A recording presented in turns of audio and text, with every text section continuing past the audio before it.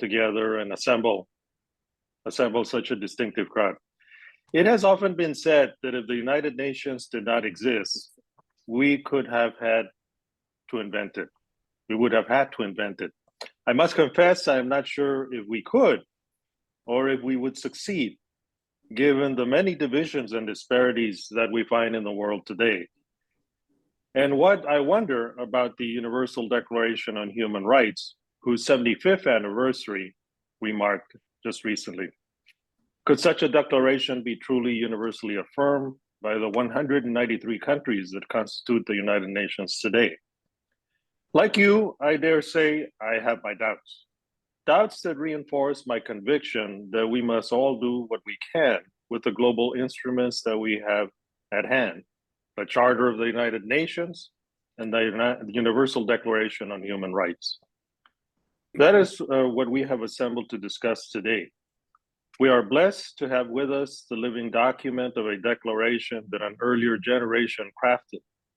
And to keep it alive, we must ensure that while remaining true to its founding principles, it is truly inclusive and has the capacity to innovate. It was scholars like you who contributed as much as diplomats to the drafting of the declaration. Distinguished Indian educationist and university president Hensa Mehta was responsible for the change in the declaration's language from all men are born free and equal to all human beings are both free and equal. It was Berta Lutz, a zoologist at the National Museum of Brazil, who campaigned for a United Nations body to address the rights of women. And I am proud to speak to you today from the country that hosted the first United Nations conference on that subject in Mexico City in 1975. The Universal Declaration also assigns us educators our share of responsibility. Indeed, the establishment of the International Association of University Presidents, which I lead, can be said to have been inspired by Article 6 of the Declaration, which states, "Education shall be directed to the full development of the human personality and to the strengthening of respect for human rights and fundamental freedoms.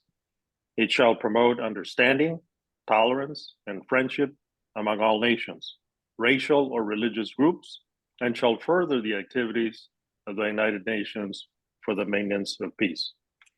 Friends, just 10 days ago, we held the third edition of the IAUP Seminar on Leadership Development for New Presidents and Emerging Leaders in Doha, Qatar. The pandemic showed us how fragile is the most fundamental of human rights, the right to life itself. The post-pandemic period has reaffirmed the fragility through acts of war and terror. Global higher education is vested with the two attributes that the Universal Declaration specifically cites, that of reason and conscience. We look forward to a generation of university presidents who will seize and who will shape trends and imminent changes in higher education, even as they draw upon the experiences and practices of the past, and with that template, venture to innovate, to include with reason, including the crafted by science and technology and conscious, which can be crafted by neither, but remains wholly and solely human alone. Thank you very much, and we look forward to a very engaging session. Thank you, Raul. Thank you, Fernando, President Leon Garcia, for launching this webinar. It's now my privilege to invite the permanent representative of Bosnia and Herzegovina to the United Nations, Ambassador Zlatko Lagunčića, former Prime Minister of Bosnia and Herzegovina, and also a distinguished former university professor. Zlatko, the floor is yours. Thank you, Ramu. I hope, wait a second. Do you hear me? You do. Excellent, good. Well, thank you very much, Ramu. Thank you for inviting me for this very important seminar. As far as I'm concerned, this webinar is more than just one of the webinars, because it comes in a very, very important time on a very important occasion. Let me be very precise. I mean, the convention that is the milestone and building block pillar that we all stand on just to remind ourselves that the Convention on the Prevention of Punishment of Crime of Genocide was adopted back by General Assembly on December 9th, 1948. So I want, of course, President of International Association of University Presidents, Dr. Fernando Leon Garcia, for his opening remarks and for his shared invitation with you, Ramo, to do this gathering. I think today, we have to recall that in the wake of the Second World War and the Holocaust, the man with the name Raphael Lemkin, the Polish lawyer, first coined the word genocide in his 1944 book, Axis Rule in Occupied Europe. Combined two words, geno, from the Greek word race or tribe, with side, derived from the Latin word of killing. The convention entered into force 3 years later, to be more precise, in January 12, 1951, and today has been ratified by 153 countries. For this reason, allow me to remind all of ourselves for the warning words attributed to Edmund Burke, who said the only things necessary for the triumph of evil is a few good men to do nothing. And we are trying to do something. Indeed, we have witnessed as an uncomfortable number of times when there's these where words, in fact, quite true, but at the same time, at a high cost. On our part, we take every opportunity to remind of failure in my country, in Bosnia and Herzegovina, when the international community, including the United Nations, actually looked away during the Srebrenica genocide in Bosnia and Herzegovina back in 1995, effectively allowing evil to triumph. So we do it for the sake of lessons. We urgently, and I use this opportunity to draw some lessons, to remind you of some lessons. We urgently need to learn to stop repeating to anyone, anywhere, anything in the future. So we talk about human rights. We have to talk about the worst possible crime, which is crime of genocide. Fortunately, in the world of Raphael Lemkin, in the world of Willy Brandt, Benjamin Francis, Antonio Caceres, words of Edmund Burke have a short life. But their courage, perseverance, and humanity left a legacy and lessons for the ages we live today. An example and beacon for all of us unwilling to compromise on humanity and justice. For this alone, continuous, such as Lemkin words, such as Lemkin's, are immeasurable. I think that it is important to understand that the outcome of Lemkin's personal crusade to establish genocide in international law through the binding convention become his legacy that we all live today. Genocide in Srebrenica and again Tutsi in Rwanda, to remind you, mark some of the darkest chapters in modern human history, where the Genocide Convention was invoked in service of accountability for the crime of genocide and to support the prevention of it.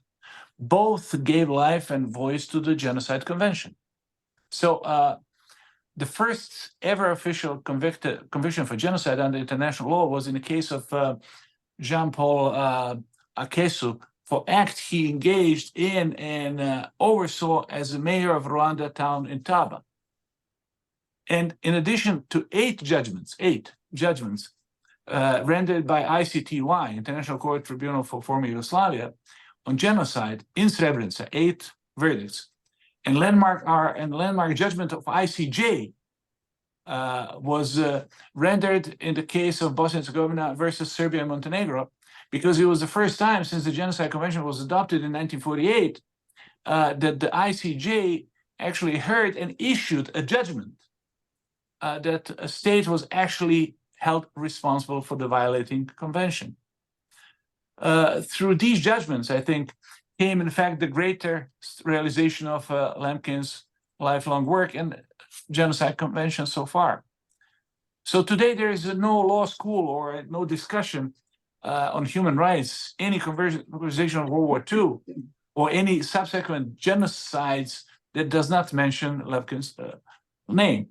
I think, therefore, the International Day of Commemoration and Dignity of Victims of the Crime of Genocide, which is December 9, actually, and a lot of others, like, for example, April 7th, that is limited to International Day of Reflection to Genocide in Rwanda against Tutsis, are much as a commemoration of Lemkin's life and the declaration that we are commemorating and reflecting today is legacy of the United Nations, and it is a moment for all those who feel victims to evil.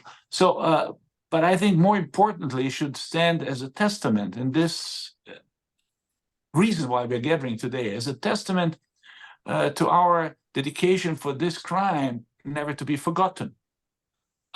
Commitment actually to learn from our past mistakes, and commitment to prevent, to punish, and always warn against it. Because the Genocide Convention, I think, enabled us to do so, and because one good man made it possible.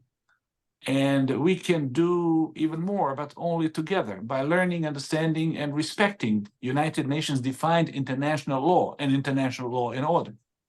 So let me conclude with a very personal reflection on the importance of December 9, International Day of commemoration of dignity for the victims of the crime of genocide and prevention of that crime, that I learned after Srebrenica genocide judgment verdicts that were made. Since almost 2 decades ago, when first guilty verdict for the crime of genocide committed in Srebrenica in 1995, most notably ICTY appeals came a judgment on April 19, 2004, I use every opportunity, and I use this opportunity to remind us that it is high time that we move genocide verdicts and judgments from the courtrooms to the classrooms. And that's why I think that International Association of University Presidents can do a lot. At the same time, I think that the words of Benjamin Disraeli, British Prime Minister, statesman and novelist from 1851, by saying justice is truth in actions, are resonating today more than ever before in modern history, in time marked by denial of genocide, brutally fabricated fake news, and ultimately violation of international law in such a great crimes like crime of genocide. We have collectively to double down the truth, double down the justice, and double down education on committed crimes of genocide as a major building blocks of prevention of this crime and actually human rights in action. So commemorations like this one or remembrance like this one, not only about our past, but after all, they are about our actions and building shared future with our darkest times, the times that we want to leave in our history and not to let them be repeated never and ever again. So this is why I think that the 4 prime keywords on this day, on this occasion, for me are not genocide, but prevention, not denial, but truth, not impunity, but justice, and last but not least, important, not ignorance, but education. I think that we individually, collectively, and institutionally, together, when I say we, I say civilization, humanity, are in constant race between truth, justice, education, and prevention against denial, impunity, ignorance, and ultimately genocide. So we are actually in ultimate race in between human rights and slavery. So I think that this should be another reminder and landmark in our struggle that we will never stop with our race for a better world. So I salute you, Mr. President, Dr. Garcia, Professor Garcia, as a president of International Association of University Presidents. I salute to you, Ramu, for putting this small but big group of people together. Thank you. Thank you. Thank you so much, Ambassador Lagumjizana. Prevention, truth, justice, and education, those could be our watchwords. And thank you for the candor with which you've brought home to us what you experienced at first hand as a citizen and later the Prime Minister of Bosnia and Herzegovina. I remember what someone who must have been a close friend of yours, Mr. Ambassador, and a close friend of our next speaker, Kofi Annan once said that genocide begins when you go up to a woman and kill her, not because of what she believes, but because of who she is. Yeah. Thank you so much for drawing our attention to the role of education in averting its possibilities. Our next speaker is, if I may say so, a legendary peace educator, Cora Weiss. You have her very brief bio with you, which by no means encapsulates all that she's done. It's been a privilege to work with her at the United Nations, and she's always been, if I may say so, a beacon of conscience, but even more, a beacon of hope. Cora? Wow. Thank you so much, Ramu, and thank you, Mr. Ambassador. I missed the Mexican meeting, the Conference of Women, but I went to Nairobi and Beijing, and you really started a very important activity, and a successful one, I would say. So hello, everyone, wherever you are. I'm happy to meet you, although I look at the word happy and it's a little strange today to say that you're happy at all. But I'm very grateful, Ramu, to you for putting us all together. I must assume that all of you educators are still learners. As Michelangelo said when he was 87, I'm still learning. At 89, I certainly am still learning. I hope you'll agree that never has there been a more important moment for you to activate your profession. I'm sure you can guess what the most important need is in the world at this time: an end to wars and a path to peace. So what can we do about that? How about asking students and teachers to think about how to set a table for peacemaking? Pick any of the wars, they're all in need of a peaceful solution. Who should sit at the peacemaking table? Just the sides? Or how about someone representing the people impacted by the war? Representing the combatants, the women people, the young people, the victims, and let your students think about more. What does peace look like? Is it just the end of fighting? Or should they study the 30 articles of the Universal Declaration of Human Rights, just 75 years old yesterday? The Declaration was brought to us by Eleanor Roosevelt, the First Lady of the US, wife of President Franklin Delano Roosevelt. She was not an elected official, rather a member of civil society. I consider civil society a superpower. The Declaration came via the General Assembly of the UN. I remember visiting the Roosevelt home in upstate New York. It's a museum. And being told by the curator to wait a minute. And she quickly brought up the first draft of the UDHR with Mrs. Roosevelt's handwritten notes in pencil in the margins.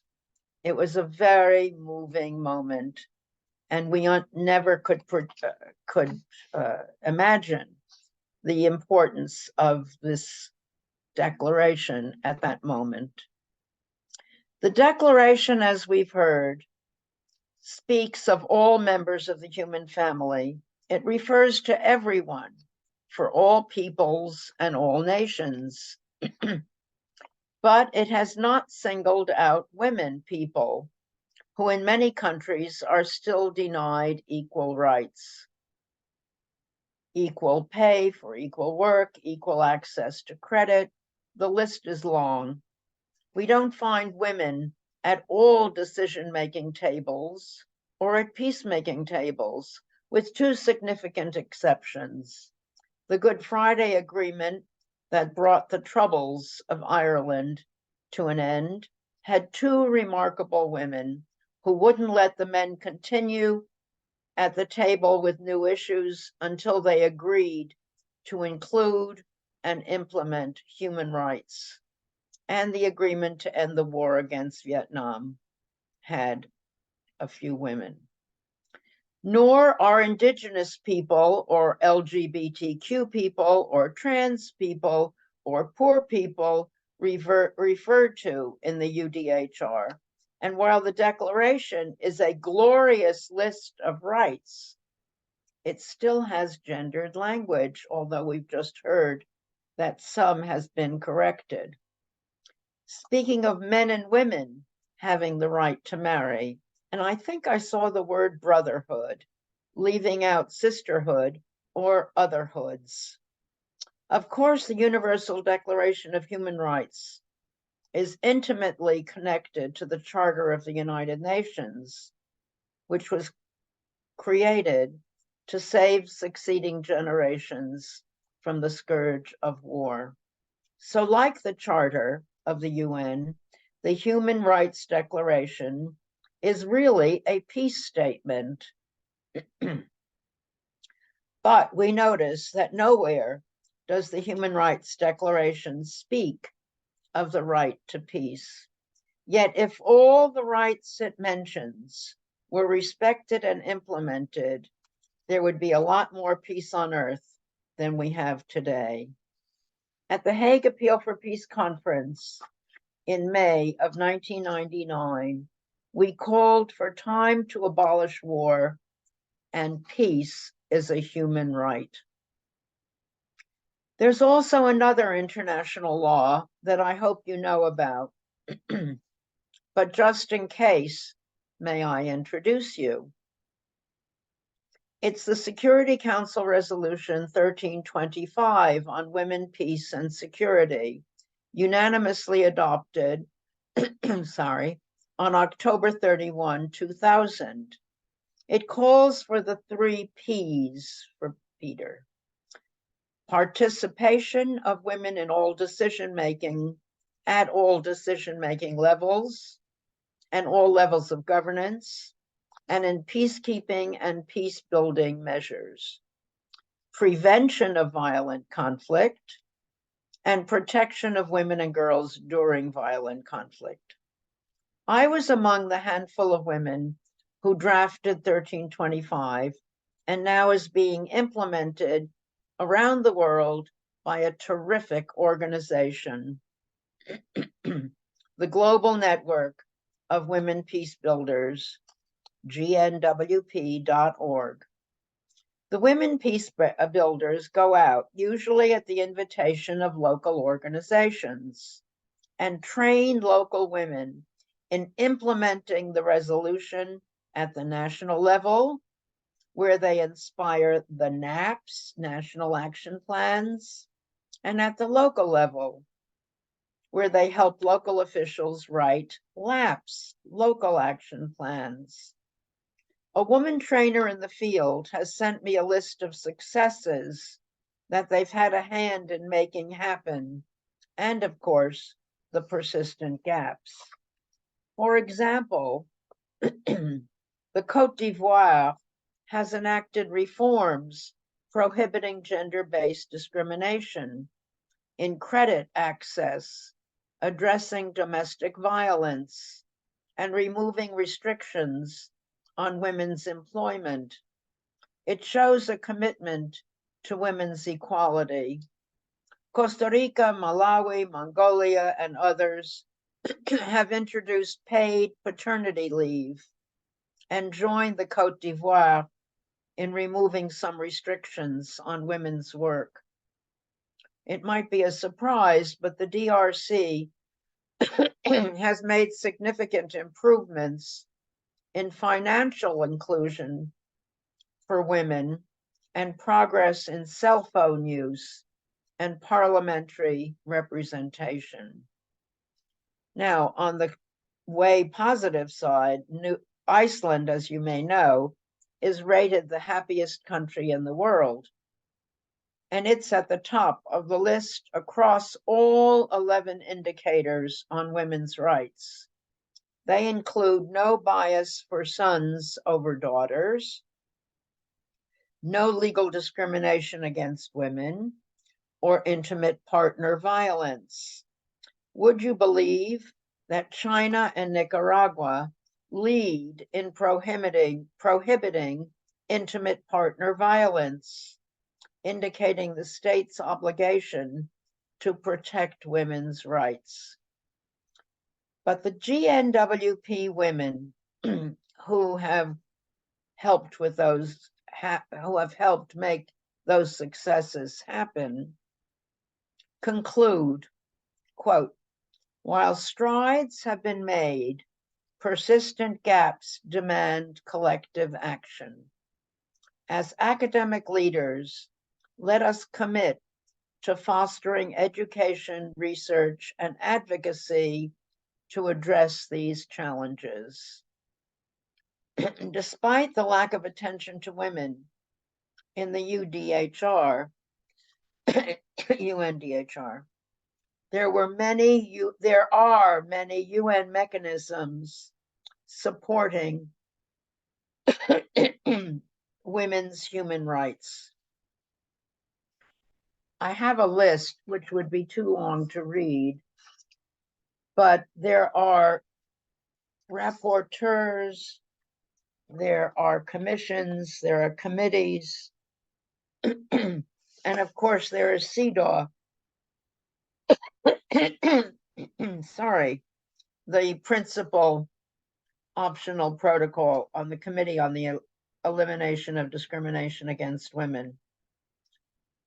And there are conventions on the rights of the child and Committee on the Rights of the Child and the Economic Covenant on Economic and Social and Cultural Rights, the Universal Periodic Review. The list of UN things is very long, happily.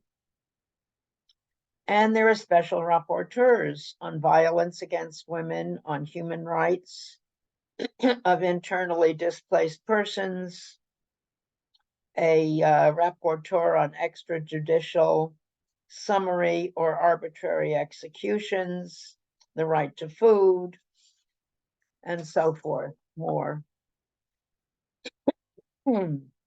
I think these are useful to know about and to teach about. I have a last concern.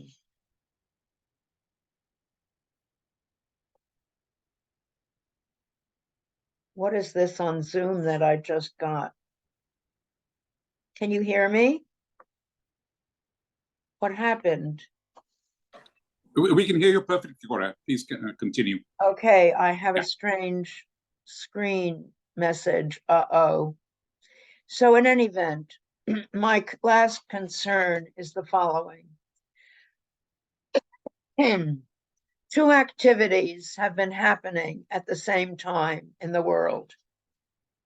The climate conference, COP28 in Dubai, where oil company owners and thousands of fossil fuel lobbyists have challenged climate change activists, and an American official has led the charge for using nuclear energy despite its enormous dangers and despite the fact that nuclear waste can be used to make nuclear weapons. The second major event was the presence of hundreds of civil society activists at the United Nations who attended the second meeting of states parties for the Treaty on the Prohibition of Nuclear Weapons. I think these two existential threats to humanity and the planet, climate change and nuclear weapons, should be called the apocalyptic twins. In the interest of human rights, women's rights, and peace, I ask you all to consider the abolition of nuclear weapons and nuclear energy, and of course, the abolition of the institution of war. The world has abolished colonialism. It's almost abolished slavery. Sorry about this. Sorry about that.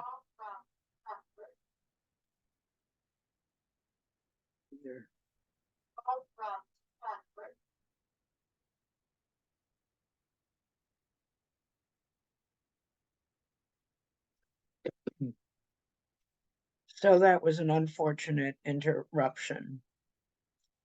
And I conclude by simply saying that I commend your work. I appreciate everything you're all doing. And let's hope that we can try to get rid of the wars and the injustices and the lack of truth-telling and teach peace. The education for peace, peace education, should be integrated into all curricula at all levels of education. Thank you. Thank you. Thank you so much, Cora. And, you know, one of the reasons why President Leon Garcia thought of the title of this as being to innovate and include is exactly what it said, because the Human Rights Declaration was drafted long before we even thought of climate change as a threat to human rights. And certainly when the idea of nuclear weapons was still very nascent. In fact, there were, as you know, no nuclear weapons on the UN Charter was defined. And I should also mention that one of the initiatives that the current presidency of the IUP has undertaken is a program for women leaders of universities, encouraging more women to apply for leadership positions in universities as presidents, as vice chancellors. And that's been one of our enormously successful programs under Fernando. And I should also mention in full disclosure that the Global Network of Women Peace Builders has fellowships named after one of the leading peace educators of our times, Cora Weiss. Oh, So you're thank so you, Cora. Thank you. Thank you. Thank you for leading that effort and for always flying the flag of peace. You mentioned the work in which you were directly involved in regard to the conflict and the war in Vietnam. One of the most moving images I have in my recollection of my United Nations career was just a couple of years ago, when the ambassador of the United States handed over the presidency of the Security Council to the country next in line in the alphabetical order, Vietnam. And she mentioned how a picture like this would have been unimaginable 40 or 50 years ago. And I'm proud now to invite as our next speaker a representative, if you will, of the young, proud, and resurgent Vietnam, who has brought the wisdom of his historic and ancient country to the United States, where he was co-founder, along with Governor Michael Dukakis, of the Boston Global Forum. Yuan Anh Thuan. Thuan, the floor is yours. Thank you so much, Ramu. And I'm very honored to speak today with our colleagues and partners and as a panel. The first, I think human rights on this day is very special, very important with technology, AI, very hot topic, very hot keyword in 2023. But we, and Boston Global Forum and Michael Dukakis Institute for Leadership and Innovation, we think we see this significant issue from 2017. On December 12, we announced AI World Society, that model concept for new society with deep AI applied. And we we think about that, how we manage, how we make sure human rights for people, for citizens in AI age, as an AI society. From this initiative, we attract and get very honor contribution from distinguished leaders, esteemed scholars, innovators, and we contribute it to United Nations as we work with United Nations academic impact to make United Nations Centennial Initiative. We work with Ramu, yeah, my dear friend, as a Thai, he is chief of United Nations academic impact. And we create social contract for GIH. They are distinguished leaders and thinkers and innovators at Windsor, as also Zlatko Lagumziza. Join with us here, and Ramu, of course, Ramu Damororan, yes, many leaders and thinkers join, and we make that is a very important, significant concept and social contract for the society, for the age of AI. As we are talk a lot and very loud in the world today. And we develop AI international accord and standards, and we build concept for AI assistance, that how AI assistant, AI can work together with us and support, assist us for human rights and humanity. Also, we mention, we consider and attract to solve issue by AI, that is how to show that disinformation, misinformation in our AI society model. And recently, we prepare a letter, very significant letter for AI with new concept. You can see, even we are very much alarmed and prepare for that, but very difficult to governance and manage AI today with very much black box, and we cannot monitor data from big tech company. So we are together with distinguished professor from Harvard, MIT, and Silicon Valley to build new model, new initiative, that is AIWS, Natural AI Initiative. And we will announce the letter tomorrow with a natural AI based on the science of computer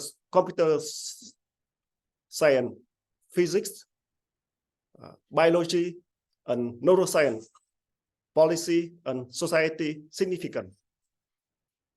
And we make the concept that is combined between computer science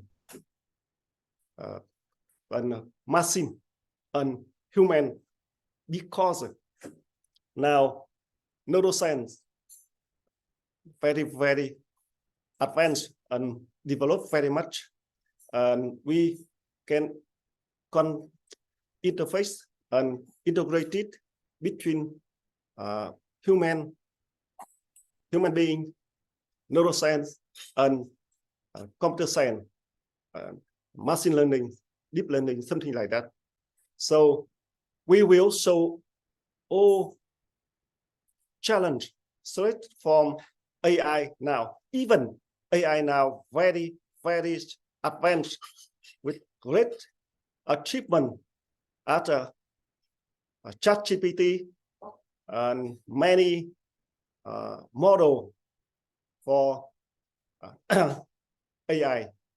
But we see we cannot show the challenge and threat from this AI technology and framework currently.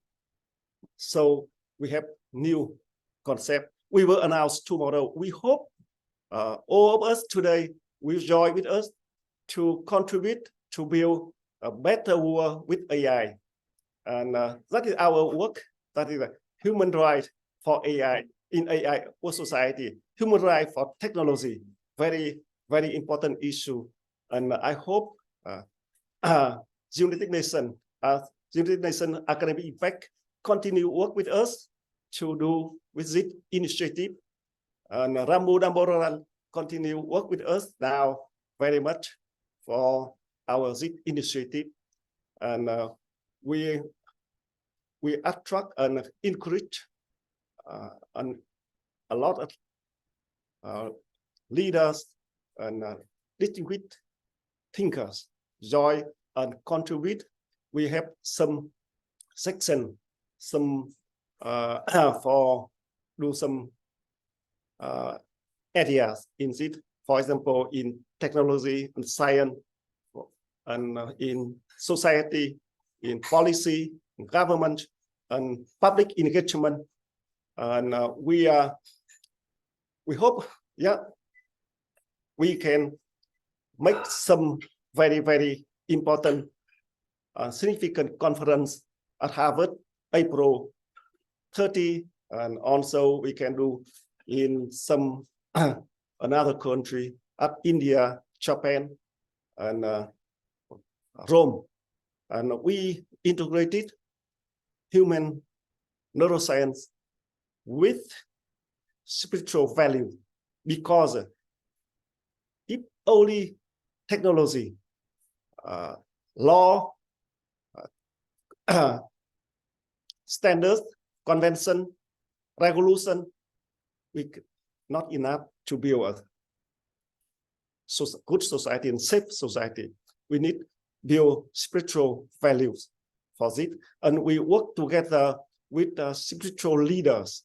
They dedicated for the better world, and we build spiritual values for AIWS. As Ama, she is a esteemed spiritual leader in India with CC, that is love, compassion, and she dedicated for love and compassion. We hope we have just honored her as world leader for peace and security in 2023 in India on October 3, 2023. And yes, we work with Vatican, with many another religion and spiritual values and leaders. And thank you so much, Ramu. And all of us have just started. We need a lot of things to do to make a better world with AI, human right for AI, for technology. And yes, we open and learn a lot from our college. And we, once again, we invite all of you join with us, this initiative, together with us in next step. Thank you so much. Thank you, Ramu. Thank you so much, Tuan, and thank you especially for remaining as alive and vibrant and fresh as you are at midnight in Hanoi. Thank you for joining us. No problem. And you made a very important point, and I'm grateful for your mention of the academic impact, one of whose intent was to bring scholarship into the discourse of the United Nations. And I'm privileged to introduce our next speaker, who is a leader in the institution with which I'm now affiliated, the University for Peace in Costa Rica. Dr. Mihir Kanade is the academic coordinator for the University for Peace. But also, to go back to the point that you mentioned, Tuan, about UNAI, he has been selected as an independent expert on the right to development by the Human Rights Council and the Office of the High Commissioner for Human Rights. So here we have a case of the direct interface between scholarship and United Nations policy. Mihir, the floor is yours. Thank you very much, Ramu, for this kind introduction and for inviting me to this wonderful panel. Ramu, I was quite struck by the title of this webinar, Human Rights 2023, to Innovate to Include, because I do strongly believe that amidst all the turmoil that we are witnessing in different parts of the world, 2023 has indeed been a landmark year for an innovative and inclusive normative evolution of international human rights law that will resonate in university classrooms and in multifarious UN forums. On 14th of October this year, the UN Human Rights Council in Geneva forwarded the final draft of a new human rights treaty on the right to development to the General Assembly in New York for its consideration and subsequent adoption. And the instrument is titled the International Covenant on the Right to Development, not just a convention, a covenant, which assumes some symbolic significance to which I'll revert back presently. It is a treaty that tests the dominant narratives of how we conceive of human rights. And I'd like to share a few reflections based on my personal experience in the last 3 or 4 years, chairing the drafting group of international experts mandated to elaborate this new treaty. I have no doubt that this new treaty disrupts the dominant narratives underpinning human rights praxis, and in a much needed positive way. In that sense, it is quite innovative. The draft covenant also challenges a Eurocentric vision of human rights by incorporating normative developments from Africa, Asia, and Latin America and the Caribbean region. And in that sense, it makes the global human rights movement truly inclusive. Permit me to make a few points here. International human rights law thus far has been dominated with certain normative principles that largely reflect their evolution in the European tradition. For instance, there has been a long prevailing tendency to prioritize civil and political rights over economic, social, and cultural rights. And this often manifests itself in matters such as lopsided budgetary allocations within the United Nations system. In this framework, the right to life is more important than the right to food, and the right to vote, shoddily equated as democracy, is more important than the right to health, rather than all human rights being equally important. One may trace its genesis to the ideological schisms prevailing during the Cold War, when the capitalist bloc recognized only civil and political rights, while the communist bloc recognized only economic, social, and cultural rights. But with the end of the Cold War, all states agreed unanimously in Vienna in 1993 that all human rights are interdependent, mutually reinforcing, and equally important. Despite this, it is telling that the United States has still not ratified the International Covenant on Economic, Social, and Cultural Rights, and is in fact quite explicit in its official statements that it only considers them as aspirational goals and not as human rights. What about the European countries? Well, the European Convention on Human Rights only recognizes civil and political rights, which are enforceable through the European Court of Human Rights, whereas economic and social rights do not have an equal status and are recognized in a separate charter, which is not enforceable before the European Court. On the other hand, the American Convention, to which the US and Canada are not parties, and the African Charter on Human and People's Rights recognize all human rights equally. The Global South has been consistently demanding that this dominant approach to human rights prevailing in the United Nations system, and unfortunately in academia in the Global North, be rectified.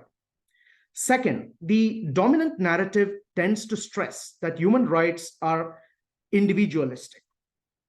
Collective rights of quote-unquote peoples, or what in the African Charter are called as solidarity rights, are not generally recognized.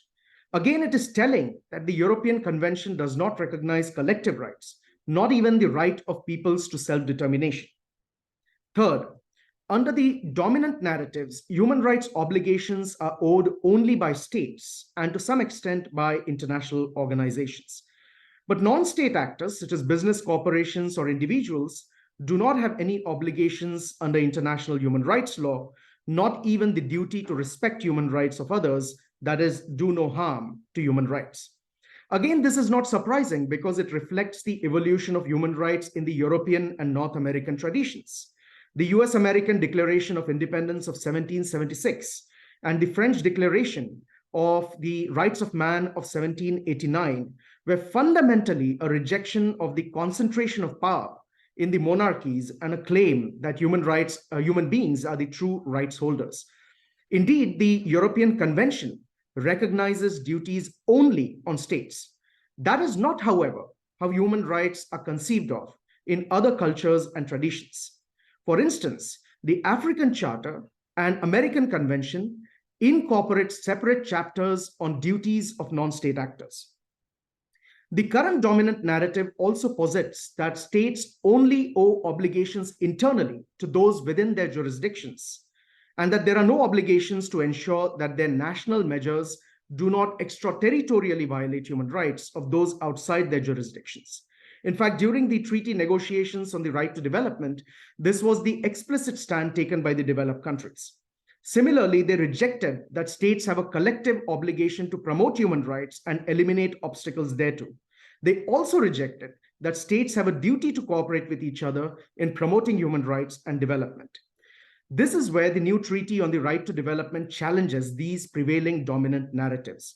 It describes development as a comprehensive process aimed at the constant improvement of the well-being of all individuals and the entire population. So in that sense, it's a rejection of the econometric idea or concept of development. Development is both an individual and collective right, and human beings and peoples are the rights holders, and they are the authors of what development means to them, not the state, not the IMF, not the World Bank, not the international community. This right entitles them to actively, freely, and meaningfully participate in, contribute to, and enjoy equitable and self-determined development. It does not permit a trade-off with other human rights in the development process. It acknowledges that all human rights are equally important and establishes the normative framework for their operationalization. It recognizes human rights obligations of states not only internally, but also extraterritorially and collectively. It stresses that international cooperation is a duty and not merely an option, charity, or generosity. And it recognizes that non-state actors such as businesses have the obligation to not violate human rights. Now, as one can imagine, support for the legal instrument has been split across North-South lines. The developed countries oppose it, while the developing countries champion it. But it is only a matter of time that the treaty will be adopted at the General Assembly, because the Global South appears to have the motivation and the numbers, and to be deeply convinced that it is time international human rights law is made more inclusive with their vision of human rights as well. One may call this decolonizing international human rights law, but for our purposes, let's just call it Human Rights 2023 to innovate to include. Now, as noted earlier, this instrument is titled as a covenant, similar to the International Covenant on Civil and Political Rights and the International Covenant on Economic, Social, and Cultural Rights, which, as we know, along with the UDHR, are collectively referred to as the International Bill of Human Rights.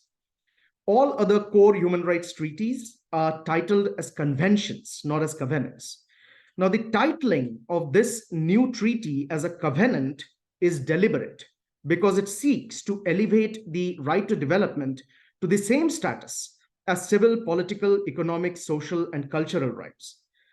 It goes without saying that these advances will undoubtedly impact, and I would say should shape, how universal human rights are taught and thought of in academia, especially in mainstream universities in both the global North and the global South. Thank you. Thank you so much, Mihir. That was a fascinating exposition, and I myself was not aware of how far the idea of codifying the right to development has come. In fact, just yesterday, I was in conversation with our next speaker, Dr. Ilgu Osler, and she mentioned a fascinating point that in the Sustainable Development Goals, it's only goal 4 on education, which affirms it as a right. All the other goals are really aspirations. Ilgu, if I have sort of over-paraphrased you, please correct me when you speak. But the idea that we are now moving beyond that from the SDGs, which have captured global imagination, to an actual covenant on the right to development, thanks to experts like yourself, Mihir, is salutary. Thank you so much for that. So, Ilgu, now the floor is yours. Thank you, and I'm sure you'll share with us your reflections on the UDHR and also how it has impacted on the initiative that you launched some 10 years ago, the program of global engagement by SUNY. Thank you so much. Can you all hear me? Excellent. Thank you so much for inviting me, Ramu, and thank you to IAUP for including me. I'm humbled being in the company of such highly esteemed folks and wonder what I'm doing here. But maybe I'm just here to give an example of how what Cora Weiss has challenged us to do, to challenge the educators to teach the possibility of peace through inclusion. And also Mihir, as he's speaking of challenging the dominant narrative and the right to economic and social rights being part of our education system. And I think that that's what my program aims to do. So the Universal Declaration of Human Rights has built in it a host of rights afforded to people, including right to education. And Article 26 of UDHR reads, everyone has a right to education. And education shall be free, at least in the elementary and fundamental stages, and higher education shall be equally accessible to all on the merit of, on the basis of merit. And so, and when we look at its manifestation today in the Sustainable Development Goals 4, it is about ensuring inclusive and equitable quality education for all, but specifically Goal 4.7 sets out and says that by 2030, which I suspect that's not going to be achieved, that we ensure all learners acquire knowledge and skills needed to promote sustainable development, human rights, gender equality, promotion of culture of peace and nonviolence, and global citizenship. So these are the guidelines for educators to frame their programs and goals within their curriculum. And I teach at SUNY New Paltz, which is a university that serves middle and low income students from throughout New York. I have many of my students are first generation immigrant students.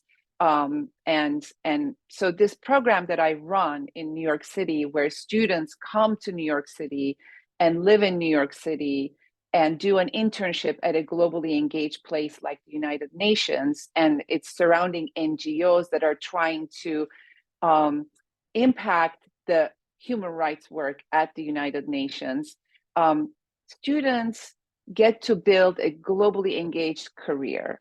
But for me, this program is beyond giving students a checkbox to build a career in global engagement. It is about access to careers in organizations like the United Nations, where all too often has been limited to a group of people from elite universities. And my students, coming from the backgrounds that they do, they don't have access to positions at the United Nations. Our students who enter into this international community brings a perspective that is not often heard. Because of their lived experiences, their backgrounds, their struggles, they have insights that are largely absent in global affairs. The mission here is not to simply socialize our students into this world to make them able to do what everyone else in this world already has done, but it is not simply to add some gender or racial or class diversity to the world as it exists. The mission is to change the world where we are now experiencing so many troubles. These are students who would benefit from the realization of those goals enshrined in UDHR. Ending multiple wars occurring simultaneously, ending inequality, which has been growing and globally and domestically, ending violence pervasive in many regions, ending climate change that threatens to undermine the global ecosystems on which human civilization depends, and ending racial and ethnic divisions that have deepened, and ending attacks on their gender and sexual orientation, and expanding, not shrinking, the space for participation of civil society organizations to advocate for these issues, which has been shrinking under strongman regimes throughout the world. So I challenge all the presidents here to think about access to higher education for all deeply as a consequence for our future. Making higher education accessible to all is not an exercise in charity, but is an exercise in bringing all lived experiences of those students in the decision-making spaces that have global consequences. As higher education becomes less accessible to many, I ask that all those participating here to consider how their administrative decisions are helping those low and middle income students to have access to higher education and post-education career opportunities in international affairs. Thank you. Thank you so much, Ilgo, and thank you for framing this within the context of the expectations that you rightly articulate for institutions of higher education at a very practical level in their field. And I think the point that you mentioned about the famous 4.7 of the SDGs and its elements, which we often recognize at the stratospheric or global level: sustainable development, human rights, gender equality, conflict prevention, nonviolence, global citizenship. It sometimes takes a leap of imagination to see how these overarching ideas can really be put to place at the community level. And so it's an immense privilege to invite someone whose organization has just done just that in Brazil. In Brazil, the name of Gestos is widely known as an organization which works for the right of the deprived or the afflicted, be it, frankly, women, or be it those with illness such as HIV/AIDS, but really bringing 4.7 to a functioning ground level. And so I'd like to invite Juliana Cesar to share her thoughts with us. Juliana? Hello everyone. Thank you, Hamoud. Thank you and all the organizers for this kind of invitation. I'm really grateful to be here. It's been an honor. Well, speaking as a member of an NGO and from a Brazilian context, which unfortunately is not unique, I would like to address the challenges to human rights education that are posed by the rise in social endorsement of an anti-rights, conservative, reactionary, and often religiously based narrative about human rights and their scope. It has been a real problem here in Brazil and in many countries with the rise of intolerance and fake news and how they shape society and political actions. A major concern is the silencing of human rights discussions as well, especially the categorization of certain issues as controversial or unfit for public discourse. And this affects critical issues such as LGBTQI+ rights, abortion, many rights related to women and in gender in general. And this exposes people to discrimination, vulnerability, and in some cases even persecutions, as you can see, when it comes to the criminalization of LGBTQ+ movements, rights movements in some countries. So this is done instead of including these issues into public policy and social and state protection. And this is rooted, in, at least in my opinion, a profound also deficit in the understanding and the adoption of education for democratic citizenship and human rights. In order to promote a culture of affirmation and respect and to counter violations, it is crucial to include human rights education as a key component of this process. access to education, as many said today, is not only a fundamental human right, but it's also an essential means to the realization of other rights, of all rights actually. In Brazil, as in many countries, there are areas where the state, either in the form of government or public services, is absent.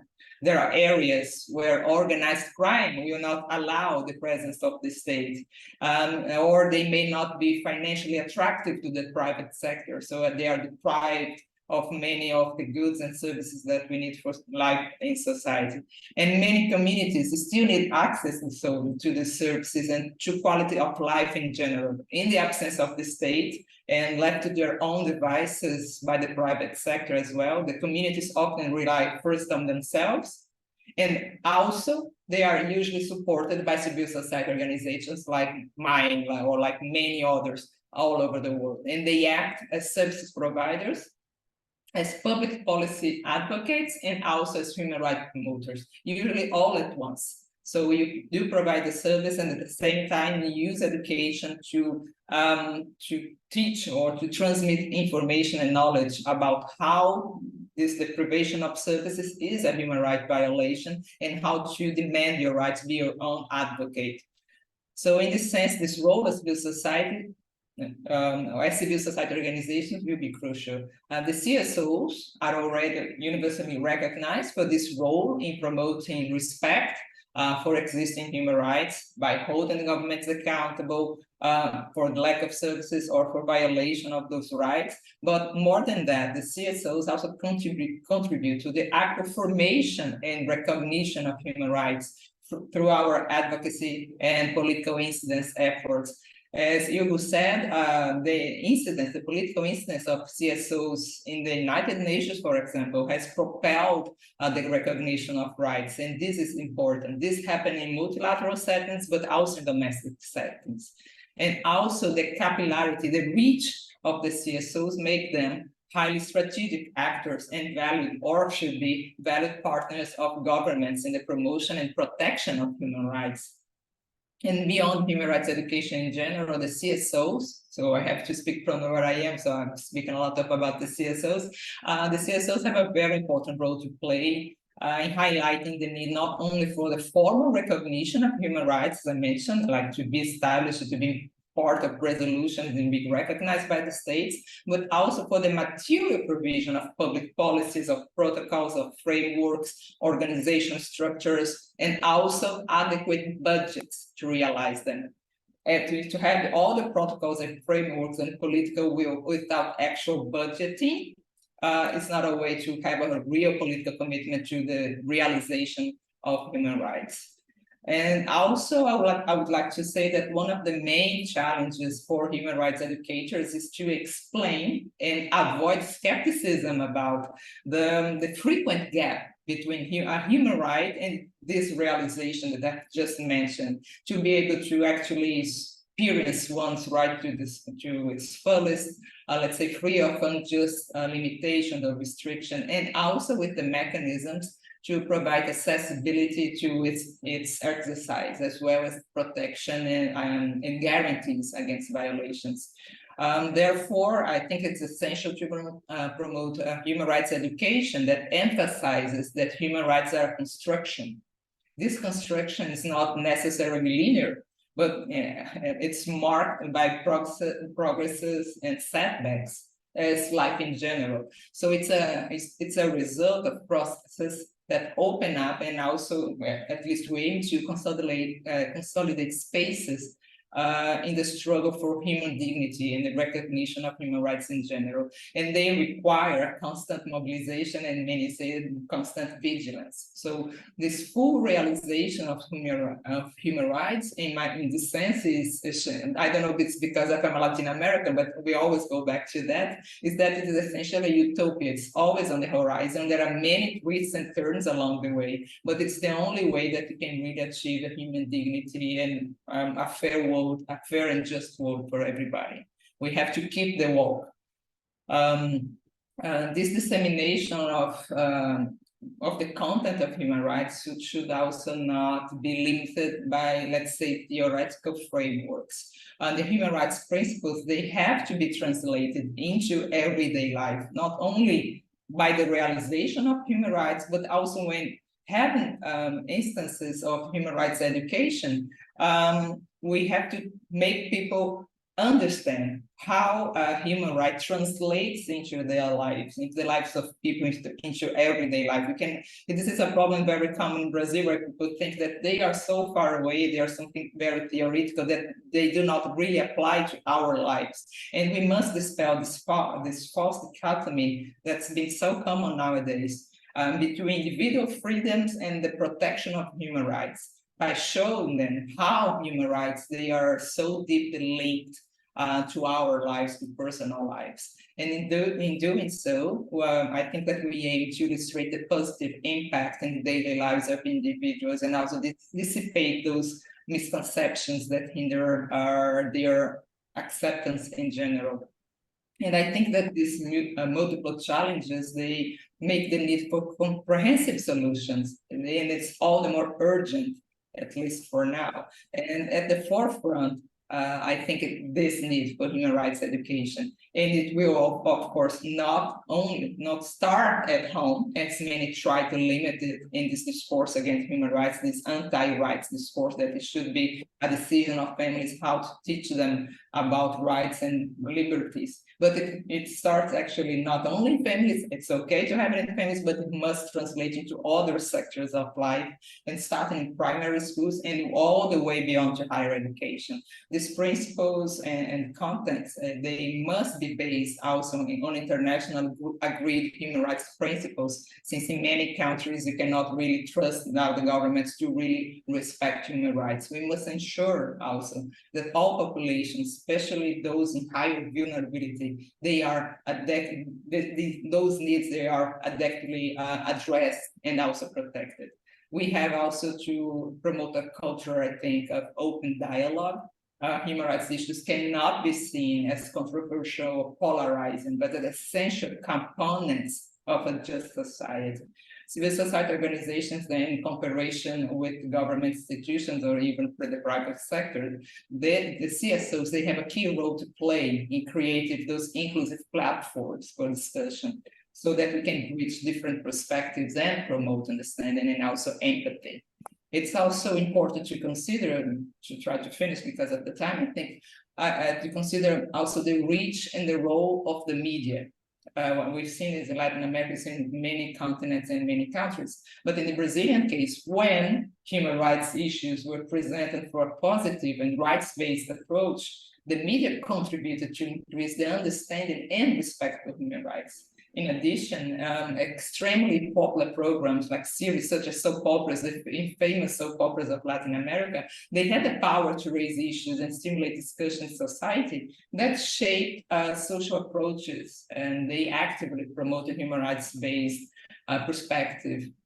But we have to consider also that, unfortunately, the opposite can be equally true. So we have also to have some control and regulation of the media, human rights violations in the media. But I think I'm taking up too much time. So let me just conclude by saying that all the challenges that we face are really significant, and we have all the solutions, and they must be nuanced and also comprehensive. Besides the widespread education and public policies, and also have to bridge the gap between human rights principles and the lives of people, I think that we have to find ways again to work together and to create this world where human rights are not just theoretical concepts, but deeply rooted values that may shape a social fabric. So I think it's been an honor to be part of this dialogue, and I thank you for your attention. Thank you so much, Juliana, and thank you really for bringing in a truly universal point of view. The point that you made about mobilization and vigilance brings to mind something that the father of Mihir's country and my country, Mahatma Gandhi, once said, that it's not enough for the people to march with their hands and feet. They must march with their eyes. And I think that really, in a sense, sums up what civil society is doing all over the world under the leadership of individuals like you. Thank you. We have about 10 minutes, and I thought I would just ask any one of you to share with us one point that either you learned or you reflected upon in the course of our conversation from what another speaker had said. Any thoughts on that?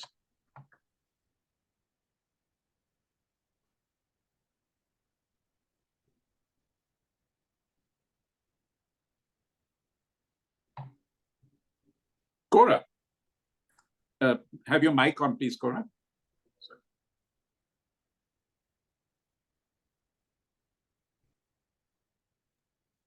Yes, you're now on. Yeah. Thank you. First, thank you so much, Ramu. You're an amazing moderator. You listen, you consolidate, you report, you know what points to make.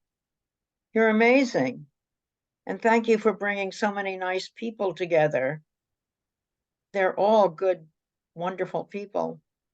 I learned a lot about the history of genocide, and I think that's probably, unfortunately, terribly relevant today. But I also was surprised that somebody from Vietnam, my friendly country, is talking about artificial intelligence. That's amazing to me. So I learned a lot about that. Thank you. Thank you, Cora. Thank you. Any other takeaways? Tuan, please. Yeah, thank you so much, Ramu. And I think a wonderful panel.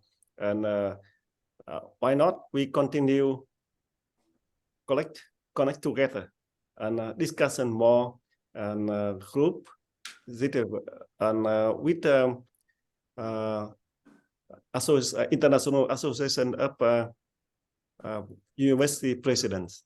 Yeah, I think very exciting, and we can make some issue and some statement and discuss with presidents because university is very, very important for role here. And I hope we do very much in to look future, and because with there are a lot of challenge and threat for the human right today. And so once again, thank you very much for your great moderator, and great successful. And thank you for my friends and colleagues. I'm very honored to know and our colleagues and friends, new friends today. Special, I'm very high respect Cora. Yes, very honored to know Cora and learn a lot and admire her very much. Thank you. Thank you, Tuan. Thank you. Yeah, I'm here, please. Well, I learned a lot from all the presentations, and since Tuan talked about the human right to artificial intelligence, and I think this is probably a good platform to discuss that, considering that it's being organized by IAUP. He also mentioned ChatGPT, and one of the things that many of us as educators in universities are struggling with is the use and abuse of ChatGPT by students in turning in papers. Because as we know, artificial intelligence is still a work in progress. It's a moving target, but it has developed to the extent that there are tools now to identify whether a particular paper has been drafted using ChatGPT. But that same tool also allows you to humanize the paper in order to avoid detection by the ChatGPT checkers. And I'm wondering if Tuan has any comments on the regulation of AI in the academic environment, and maybe some of the other educators can also share what their universities are doing. Because I think this is 2023 is just the start right? Because this will become a bigger problem in the near future to handle, both a problem and an opportunity. So I'd like to use the remaining time, if we have that, Ramu, to pick brains of some of the experts here. We have a few minutes, so if there's any thoughts. I know that Ilgu had mentioned to me yesterday the European Union has come up with new laws on artificial intelligence, and a new code, and we know what the White House also has a month or so ago. But as Mihir says, from the educator's point of view, any thoughts? Tuan, Ilgu, Juliana, from the civil society point of view? Ilgu. Yes. I would say that, I mean, we do need regulation, definitely, and I agree with that. As somebody who teaches, I think that it really made me reflect on teaching methodologies and encouraging students to use ChatGPT in a very discernful way, as well as working with students one-on-one on their papers to determine their own development of that process, as opposed to, and then they can go use ChatGPT if they want to as a source of improving their writing or something like that, but not coming up with content for them. And it really helps us identify ways to use artificial intelligence in a positive way. I mean, I'm not sure if I'm doing it perfectly or in a right way. I'm just, experimenting here, but this is all we can do given how little direction and information we have about what ChatGPT's algorithms have, like what are the informations going into it. So these are some of the things as an advocate for human rights that I am concerned about. What are some of the rights that are being violated by artificial intelligence? And we have a whole list of them. And how can we regulate artificial intelligence? And I haven't had a chance, I'm sorry, Ramu, to look into the details of the European Union law yet. But I think that's the first example of regulating the negative impacts of this technology. And I know that there is universities and efforts like Antoine's where you're actually working to come up with forms of perhaps best practices, but we know that we can't just leave it up to voluntarism, because without regulation and oversight, there's always shirking of those responsibilities for profit. Yeah, Juliana, any thoughts on? Yeah, please. Yeah, I tend to agree with Igor. I think we are on the same page. I think that all those artificial intelligence, of course, the future is that way. I think it's unavoidable, but we still need to find a way on how to use the technology and how to guide its development, because we also have to think, and we have prior knowledge from previous experiences of automated and artificial intelligence tools, how they are trained by human interaction, and human interaction in general is not really human rights abiding, how they would have to become biased and discriminating tools as well. So yeah, I still remember that experiment with the Google and the artificial intelligence. So I think that we also have to find a way to prevent the technology from adhering to our own biases as human society, as a human society, and how to prevent them from incorporating the discrimination in their responses and their texts. And also, we still have. I think you as scholars still have to find a way to deal with this, because I'm not an expert on this, but it's easy to see when a text has been produced by AI as ChatGPT. It's very bland text. I don't know those deep thoughts or something that doesn't disalign with the general and not too confronting sections of thought of society. Of course, you can evade this, but we cannot be a society that will take this discourse, this very bland and vanilla discourse that comes from I don't know, the default text that comes from ChatGPT as our ways of expression, as our frameworks of thought. I think that's amazing, Hugo, when it comes to methodology, when they suggest you question hypotheses and ways to look. So sometimes it comes up with, I don't know, some idea that haven't occurred before. So I think it's amazing when they show me this. But then it comes us to developing those ideas and going further and try to question what's the status quo. So I think it's a fine line, and it's still in the beginning, but we have to go this way. Fine line is a wonderful phrase in this context. Thank you so much, Juliana. Tuan, any closing thought? One, oh, yes, about AI, I think wonderful, and I'm very, very delighted to learn and to hear from our dear friend interested in AI and AI WS. So we respect European accent and work very much with President Ursula von der Leyen. She very our good friend, and we honor her as World Leader for Peace and Security Award in 2020.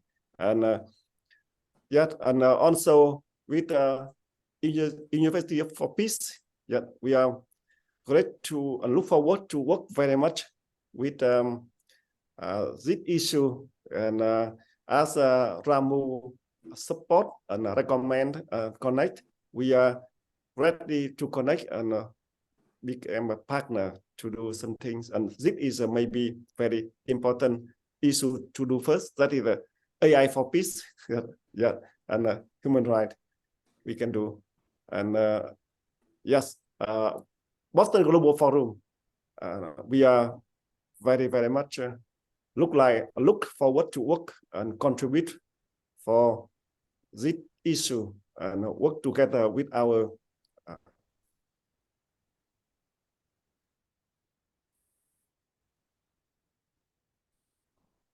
friends and college students. Thank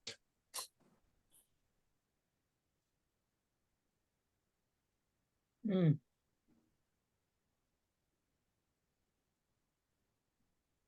Thank you. Do you hear me? Tuan, I think, sorry, you may have frozen. Sorry, there may be a, yeah. Yeah. I'm finished my. Okay. Thank you. Thank you so much, Tuan.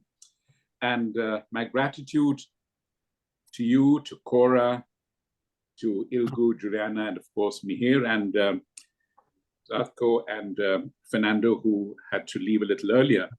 You know, we had originally obviously thought of having this webinar yesterday, which was the 75th anniversary of the Universal Declaration of Human Rights. And then it occurred to us, why must we tie it down to that day? Why must we be limited to the 24 hours of December 10th? And one of the factors that animated our decision was a line of a song which many of you may be familiar with, which was immortalized by someone whom we lost a few days ago, Ryan O'Neill. And you remember how in Love Story, he sings, "How long will it last? Can love be measured in the hours of a day?" And I think that's relevant to our conversation today, because human rights, after all, whether we are too squeamish to say it or not, is about love. The love we extend to each other, the love we expect from each other, and the love which increasingly, as we innovate and include, goes beyond a love for other human beings to the love for our planet and all the species that dwell upon it. So yes, that love cannot be measured in the hours of day, and so we brought it to the next day, and we'll continue this conversation in the days to come. We have one final speaker who will not only speak, but put her words into music. Beth Nielsen Chapman, the Grammy Award nominee, who will share with us her thoughts on how we love.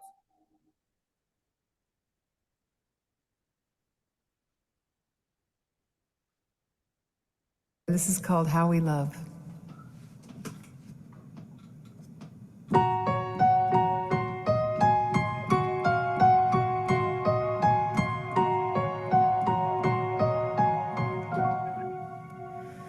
Life has taught me this. Every day is new. And if anything is true, all that matters when we're through is how we love. Faced with what we lack, some dreams fall apart, but from the ashes new dreams start. All that matters to the heart is how we love. How we love. How we love. From the smallest act of kindness, in a word, a smile, a touch. In spite of our mistakes, chances come again. If we lose or if we win, all that matters in the end is how we love.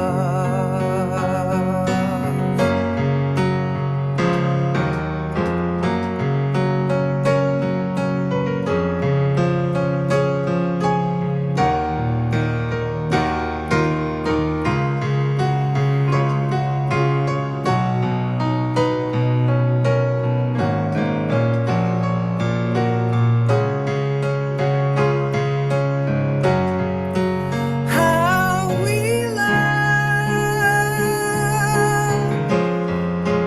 How we love. I will not forget your kindness when I needed it so much.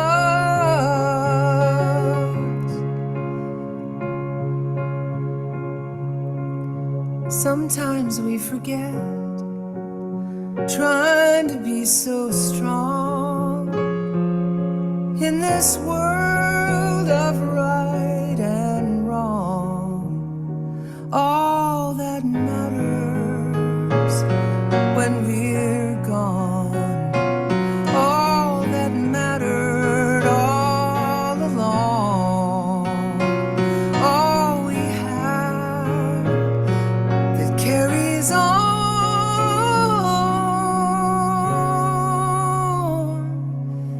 is how we love.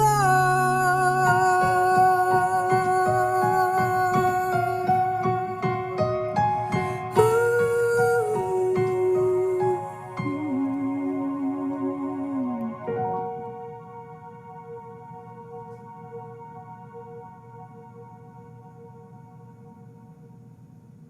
Thank you. Thank you, Beth, and thank you for sharing that, that line about from the ashes, we went on to a new start. The ashes of 1945 and the United Nations that came out of it,